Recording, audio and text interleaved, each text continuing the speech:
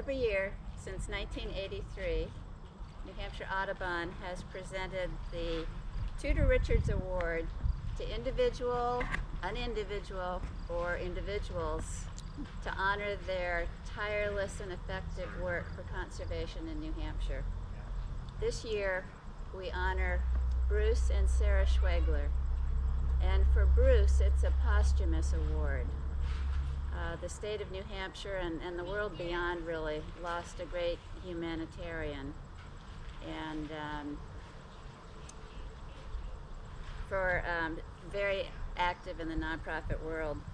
Bruce's work is familiar to many. His work for conservation groups in the state is well known, from the Upper Valley Land Trust to the New Hampshire Council of Wetlands. New Hampshire Audubon was one of many beneficiaries of his work through his long-term board leadership and governance. Sarah's love of field botany, the wild world of plants, led to an eagerness to inspire her love in others, leading field trips, volunteering for the New England Wildflower Society, compiling a plant inventory for Orford, their hometown. And it was Sarah's love for field botany that infused Bruce's more traditional approach to land stewardship, which was timber management. And so what goes on in the understory? What goes on in meadows, wild meadows, and the rich soils of their upper valley? Plants and their pollinators, wildlife. And then the big question, how to be great stewards of that wild world. Biodiversity. Bruce was soon, they enlisted the help of cooperative extension wildlife biologists, and very hands-on. Bruce was soon on his mower, maintaining meadow and early successional wildlife habitat, so important to biodiversity. Over the years, they hosted field trips open to the public, hosted Coverts Cooperators workshops. Bruce was, I think, a graduate of the very first workshop that the Coverts program put on. Cooperative extension outings, and gradually, as a legacy to future generations, the Schwaeglers created a sanctuary and botany trail on their land, permanently conserved. Both Bruce and Sarah have a real concern about field botany disappearing from academic curricula, and so a botany field trip was has been their creation. They've supported each other's complementary passions and abilities, created a strong partnership that benefited New Hampshire greatly, as well as New Hampshire Audubon, and that will continue to do so, adding their names to couples who have received the Tudor Richards Award, Fred and Betty Steele, Ann and Roger Sweet, will bring a smile of recognition and appreciation to many people, past, present, and future. And it is with great pleasure, and some nervousness obviously, that on behalf of New Hampshire Audubon, I present the Tudor Richards 2020 Award to Bruce and Sarah Schwaegler. And Sarah, it's gorgeous, it's very polished. It certainly is. And it has wonderful words on it. Congratulations. Well, thank you, Francie. All the words that I've been talking to myself about are disappearing. This is such a great honor, and my only wish or disappointment is that Bruce isn't here right behind me to accept it with me. It's a great honor. We knew Tudor, and certainly he did so very much for Audubon from the very beginning to the very end, and it's a pleasure to be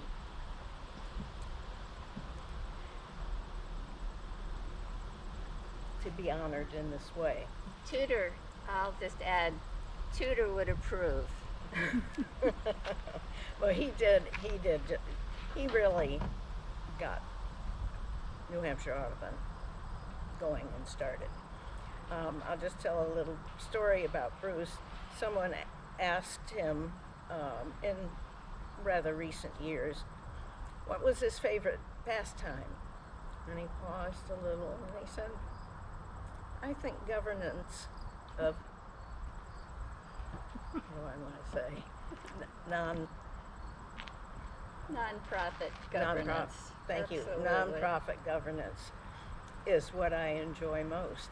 And I thought that it was absolutely true and absolutely telling of what he liked to spend his time on. He really enjoyed people and working with people and trying to get them going in a way that would be useful to the organization that they were with.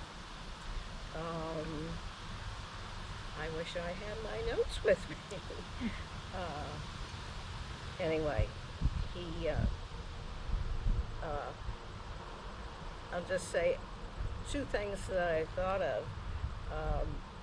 For me, Francie talked about my association with wildflowers, which has absolutely changed my life and been my passion. On the other hand, birds have been a secondary passion, and we have been so fortunate in living in New Hampshire. The first place we lived in Wentworth, we had a whippoorwill at night. And oh my gosh, the days listening to that whippoorwill were just thrilling. That was a second home for us. And when we'd come and hear that whippoorwill, oh, it was just great. We live somewhere else now on the shores of back a little bit from the shores of a small lake, a pond, that has a loon on it. Well, if that doesn't set us up for, oh, when do you think the ice will go out and when will the loon come out? One year it was one day after the ice went out. But we have a pair of loons out there this year and with a baby chick. So that is just great.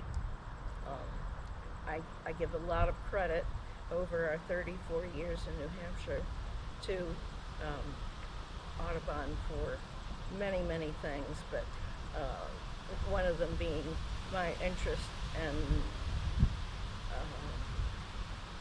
birds and watching them.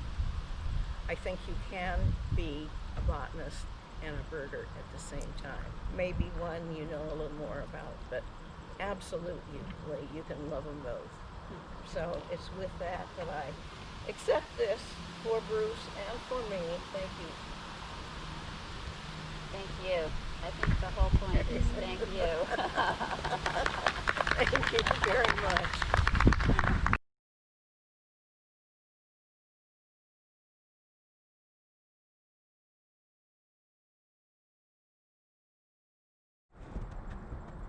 The Goodhue Elkins Award is given annually by New Hampshire Audubon to recognize an individual who has made outstanding contributions to the study of New Hampshire birds.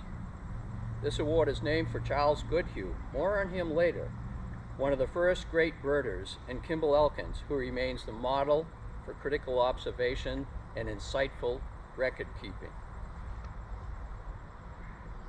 As a neighbor, friend, and field companion, I am very proud to be the presenter of this award to Betsy Janeway for her decades of selfless service. She has been an energetic and effective volunteer in the areas of bird study and conservation in New Hampshire for over 40 years. She has volunteered for numerous projects, including the State Endangered Species Program, especially during its early years when she did extensive field work on northern harriers, bald eagles, and ospreys. She was especially noticeable during both the unique Harrier Days and Osprey Observation Weekends. She also has worked on bald eagle surveys in the winter, the statewide wetland surveys, whippoorwill surveys, birdathons, and has participated in local Christmas bird counts and volunteered on many other bird work projects. Additionally, she has compiled and edited over 40 years and counting of bird data for the town of Webster, and she has contributed her bird data, for over 30 years to New Hampshire Bird Records. Not only did she work diligently on the 6-year field project known as the Breeding Bird Atlas, but she also authored 14 of the species accounts. All of these efforts total hundreds, if not thousands, of hours of volunteer work. After moving to New Hampshire with her family in the 1970s, she almost immediately became active as a volunteer for New Hampshire Audubon. Besides all of her field work that I've already mentioned, she had the energy and time to serve on the New Hampshire Board of Trustees, including being chair for several years. During this time, she worked tirelessly to support the organization and its policies to protect birds and other wildlife. Besides countless hours in meetings, she also testified at the State House on behalf of key wildlife and conservation bills, often a daunting task. Less well known are her contributions well beyond New Hampshire Audubon. For decades, she has been a leader in many ways for the venerable Concord Bird and Wildflower Club, which, by the way, is even older than New Hampshire Audubon. She has also been the moving force behind wildlife conservation and education in the town of Webster, serving as the chair of the Conservation Commission for many years. She even created a splendid 70-page book on the roadside wetlands of Webster, including aerial photos that she took herself. Betsy's first choice has always been to be in the field, and she has hiked and kayaked and camped from Webster to Lake Umbagog, all in the service of birds, New Hampshire Audubon, and the wildlife of New Hampshire. Not only does Betsy epitomize what it means to be a volunteer for New Hampshire Audubon and the larger wildlife community, but she also shares a special connection to Charles Goodhue, one of the namesakes of the award. Her many years of service and love of birds has been based in Goodhue's hometown, Webster, New Hampshire. Therefore, it is most appropriate and with great honor that we present the 2020 Goodhue Elkins Award to Betsy Janeway.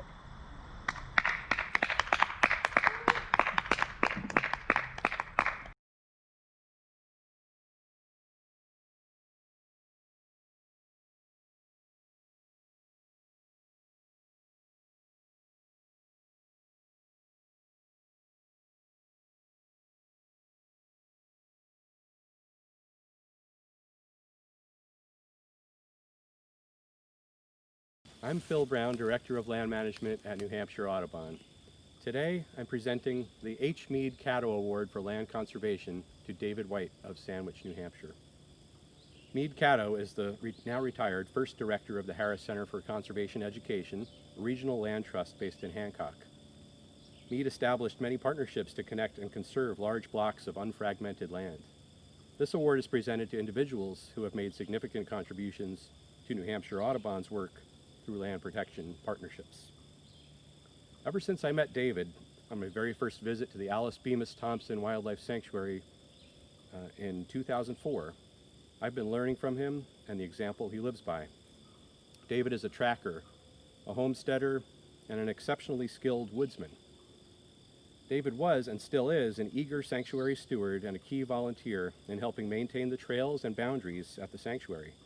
In his early 60s, when we first met, I immediately realized that I couldn't keep up with him on snowshoes. All these years later, I still doubt I could. David's land protection interests date back to 1987 with his work with the then Damariscotta River Association. About a decade later, David and his wife Cece, an accomplished land conservationist in her own right, purchased their homestead land abutting the Thompson Sanctuary. David and Cece's visions started small in 1998 with an effort to map their local sub-watershed, which runs right through the heart of the sanctuary. After building their off-grid house deep in the woods, David's efforts to conserve more land within the watershed picked up. I was often guided by David's hand-drawn and color-coded property maps. He always had the latest scoop on which neighbors were in the market for selling, considering subdividing, or generally interested in land protection. With approvals, but sometimes minimal guidance from New Hampshire Audubon, he was successful through numerous conversations with his neighbors and area landowners in helping Audubon acquire and fundraise for 2 key parcels, 41 acres in 2006 and 24 in 2011. These parcels buffered the prime wetland containing Atwood Brook and expanded an area of considerable importance to wildlife. Maybe because of his deep base of knowledge of the natural world, his interpersonal skills, his cool head, and his steady voice, David has had considerable success in his dealings with numerous landowners over the years. This work isn't easy, and land protection and land is very personal to many people, so it takes a special kind of person. Other conservation groups instantly recognize this too. In fact, David's contributions to the conservation legacy of Sandwich and the region go well beyond his volunteer work for Audubon. His mapping and contacts helped set the groundwork for the vision of a conservation corridor connecting the White Mountains to the Ossipes. The Thompson Sanctuary lies squarely in the middle. As David knows as a skilled tracker, and Mead would fully appreciate, the region is very important to wide-ranging mammals like black bear, moose, bobcat, and potentially even northern mammals like Canada lynx and American marten. David has worked closely with the Lakes Region Conservation Trust, serving on its board and lands committee for many years. Through his roles and additional local and regional land protection partnerships, David has helped broker the protection of 10 properties for a total of 1,165 acres in the towns of Sandwich and Tamworth, an impressive legacy. And this doesn't include his own property, 110 acres of which he and Cece placed under conservation easement with LRCT, and 41 of which they donated in fee. David truly walks the walk. As a homesteader, David's work is never done. There's always something more, and one rarely gets ahead. Land conservation is the same way, and David's approach to it is similar. In 2014, his work with land protection partner, the Northeast Wilderness Trust, led New Hampshire Audubon to place a Forever Wild conservation easement on the entirety of the Thompson Sanctuary, now, thanks to David's work, at 300 acres in size. This action will ensure that this important place to wildlife and people will remain to be guided by the natural processes. Further, David and Cece, as well as other conservation partners, allow foot access to the sanctuary along a portion of their driveway and woods trail so the public can experience wilderness. David is currently working with conservation partners around Red Hill in Moultonborough and Sandwich, and 8 landowners who hold over 1,000 acres collectively. This is a major regional land conservation priority, and just one of the focus areas David helped to identify during his work on the Lakes Region Strategic Conservation Plan. This plan has set the groundwork for the next generation of land conservationists to protect the most resilient landscapes in the face of climate change, which David is actively trying to combat. It is my great honor to present the Meade Cadot Award to David White. Phil, thank you. I am pleasantly surprised to receive this recognition from New Hampshire Audubon, and certainly honored to take my place alongside exemplary predecessors, Francie von Mertens and Meade Cadot. In the course of my 33 years of volunteer work, primarily in the area of permanent land conservation, I have collaborated with 9 land trusts and conservation organizations, at least. I've had formal working roles with 4 of those organizations, the most recent of which has been Lakes Region Conservation Trust. You are the first to acknowledge my contributions with an award, and I'm gratified to know that you have valued my collaboration and partnership so highly. I appreciate the strength of partnerships, and I have always placed getting conservation done above consideration of who should do it. My concept of conservation is very broad, not limited to land conservation per se. Conservation of the earth and all its species and diversity has been a core value for many years in the way my wife and I conduct our daily lives. On our homestead, we generate nearly all of our energy. We conserve, compost, and recycle virtually all that is possible. And we make a strong effort to limit our consumption based on our best understanding of the consequences of our choices. My personal worldview informs my work as a conservation volunteer. While I personally have enjoyed numerous conservation successes over the years, and while the conservation movement as a whole has had substantial victories, the sad truth is that collectively we are losing the battle. The evidence is pretty clear. The planet is on the verge of climate catastrophe.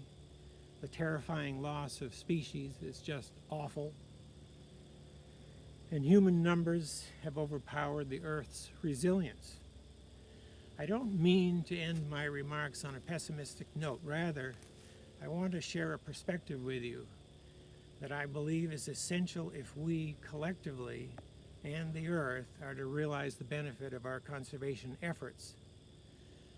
Healing ourselves and healing the planet are one and the same.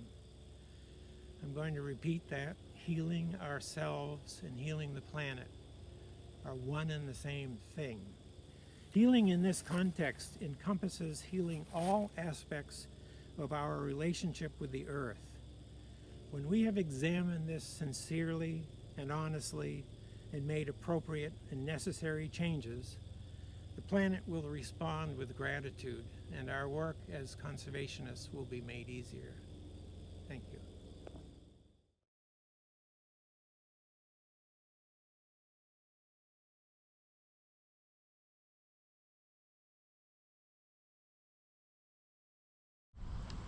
The John Thalheimer Volunteer Award has been presented annually since 1997.